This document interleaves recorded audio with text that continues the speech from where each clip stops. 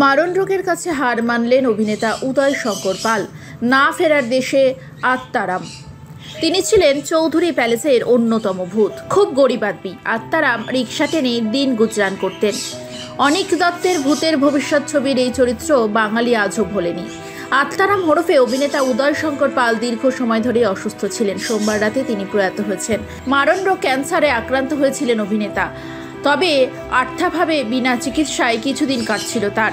Social মিডিয়ায় খবর জানিয়ে সকলের সাহায্য প্রার্থনা করেছিলেন পরিচালক অভিজিৎ পাল। প্রথমে হাওড়ার একটি নার্সিংহোমে অভিনেতার চিকিৎসা শুরু হয়েছিল। পরে অবশ্য আর্টিস্ট ফোরামের তত্ত্বাবধানে উদয় শঙ্করকে দক্ষিণ কলকাতার বাঙুর হাসপাতালে ভর্তি করানো হয়। সেখানে ৭৬ বছর বয়সে শেষ নিঃশ্বাস ত্যাগ করেন তিনি। পরিবার সূত্রে খবর, উদয় শঙ্কর ফুসফুসের ক্যান্সারে আক্রান্ত হয়েছিলেন। গত ডিসেম্বরে কাশির সঙ্গে রক্ত বেরিয়ে আসে উদয় শঙ্করের। প্রথমে বিষয়টিকে গুরুত্ব দিতে চাননি, দেখাতে চাননি ডাক্তারও। একরকম জোর করেই তার পরিচিত একজন চিকিৎসকের কাছে নিয়ে গেলে জানা যায় ফুসফুসে ক্যান্সার হয়েছে, লাস্ট স্টেজ। প্রায় ৩ দশক নিয়মিত মঞ্চে অভিনয় করে গিয়েছেন উদয় শঙ্কর পাল।